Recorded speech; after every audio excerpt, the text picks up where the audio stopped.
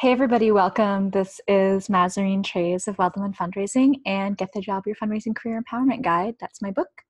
I would like to share with you today a technique for acing your nonprofit fundraising interview. Why am I an expert on this? Because I have moved on up from development intern to development associate to development officer to development director. And I have run 4 career conferences for fundraisers, as well as talk with multiple experts in the field about what they look for when they're hiring. So I will tell you today some typical questions that you may be asked and how to answer those questions. The first question that often stumps people is, what's your greatest challenge? Or what's your greatest weakness? And what they're trying to do here is see if they can figure out how you will be to work with. And if you've thought about how to mitigate your own weaknesses. And so what you want to do is pick a strength in disguise, because every strength can be a weakness. A hard worker can also have no workplace boundaries. A person who gets along with people can also waste a lot of time at the water cooler. Other ones that you might pick for weaknesses include, I like to learn a lot and I like to read, but sometimes I stay up until 2 a.m. and I am not my best at work the next day. So those are some things to think about when they ask you, what's your greatest challenge? Other questions that you may be asked include, do you work better on a flexible or structured schedule? And it's hard to say what the right answer to that question is, but I would say probably structured is the way to go, because they're going to want you to be at your desk in your office every single day for most fundraising jobs, unless you're major gifts and then like anything goes, because they want to know that you're going to be reliable. So I would still say structured if you can possibly manage it. I'm going to share some questions with you now from my book, the Get the Job, Your Fundraising Career Empowerment Guide. And there is a link to get this book if you would like below the video. So why did you leave your last position? This is a tricky one, because on the one hand, you don't want to lie. And on the other hand, sometimes we're really coming out of bad situations. And so one of the things that you can say here is, it did not offer enough opportunities for growth, because that is true of just about every nonprofit fundraising job that there is. So that's an easy way to answer that question, even if you really didn't get along with your boss and there were conflicts that you could not resolve at the organizational level. They might ask you, what are your hobbies? I'm assuming you're going to be fine with that. Where do you see yourself in 5 years? I really don't like this question, because if they want you to stay for 5 years, you don't know if this is going to be a good workplace to be in or not. So they want to see how far you thought ahead for your life. So here's a way you can answer this question. You can say, when I sit down with my manager in the next position that I get, I'm definitely going to be looking at career pathing and seeing what is realistic and possible for me to do in the next 5 years. Eventually, I would like to be development director if you're already like applying for that position. And you could say, I really want to be at the head of a high-performing team with a high-performing board behind me.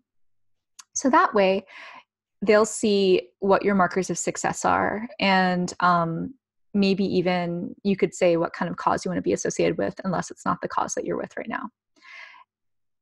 It's kind of a pipe dream to ask a fundraiser to stay over 5 years at an organization when the average tenure is between 12 and 18 months in the US and sometimes 6 to 12 months in Canada. So just be aware of that.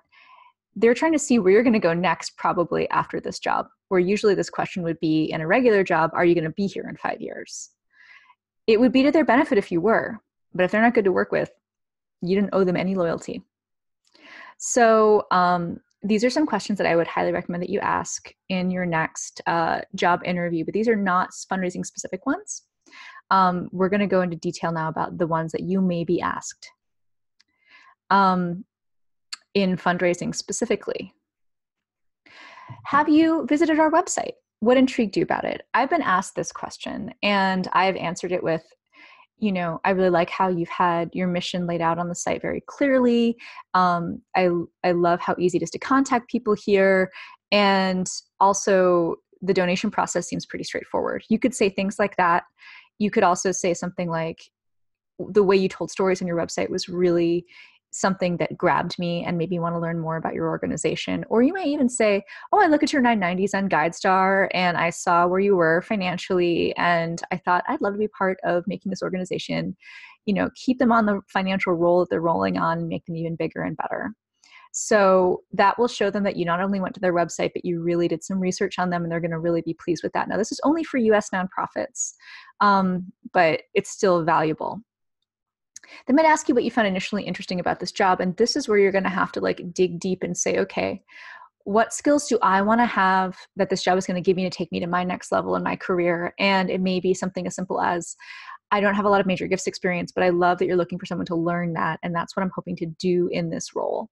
So in the previous video, we talked about how to find out if you'd be supported to have your goals met in this role, not just their goals. And this is something that then can lead to another deeper conversation. This question has been asked of me, and I'm not really sure what the point of it is because anyway, I'll just tell you what it is. Has there ever been a time when your workday was over but your tasks weren't finished? What did you do? Normally in nonprofits, we just do them until they're done. But because we all have super jobs now, we have 3 people's jobs in one job description, as you'll see if you look at nonprofit fundraising job descriptions.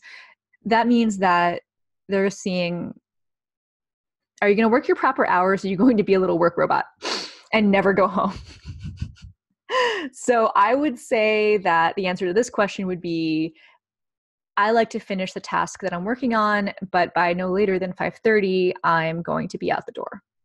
And you want to make it clear for them from the jump that if they want you, you're also going to bring a workplace culture that includes working your proper hours, leaving on time, and making time for the rest of your life. So if they don't like that, that's not the workplace for you anyway.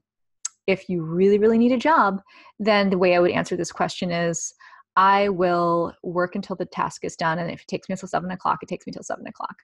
That's probably the answer they want, but it's not a healthy answer. Another question might be asked is, how do you pick up the slack if a coworker doesn't finish the task? You can say, oh, well, I explained to them what I wanted them to do. And if they're just not doing it, I'll do it myself and then explain to them what I did again. And explain consequences if the task isn't done in a timely way the next time.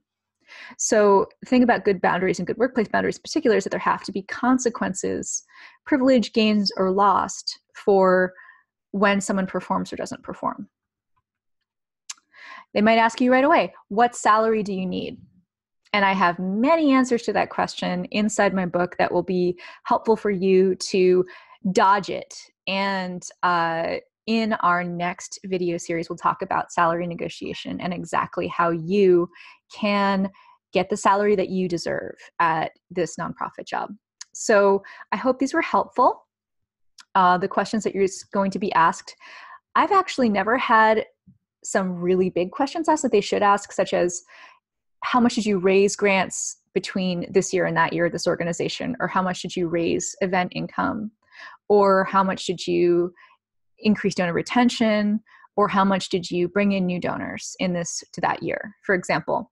But these are the questions that they should be asking. So if you have numbers for that, I'd highly encourage you to prepare for those questions and be clear about exactly why they should hire you. If you have no fundraising experience, you should definitely look at the volunteer work that you've done and say, we did this event and we raised more at this event than we never raised previously. We had bigger attendance. We innovated with marketing, or we got earned media coverage, for example.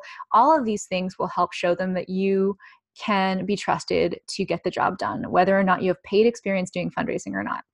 So thanks for listening, and stay tuned for the next video where we talk about how to get a higher salary. And if you haven't yet seen the previous videos in this series about resumes and cover letters and the previous interview skills one, please do. I hope you subscribe. And if you really like it, check out my book.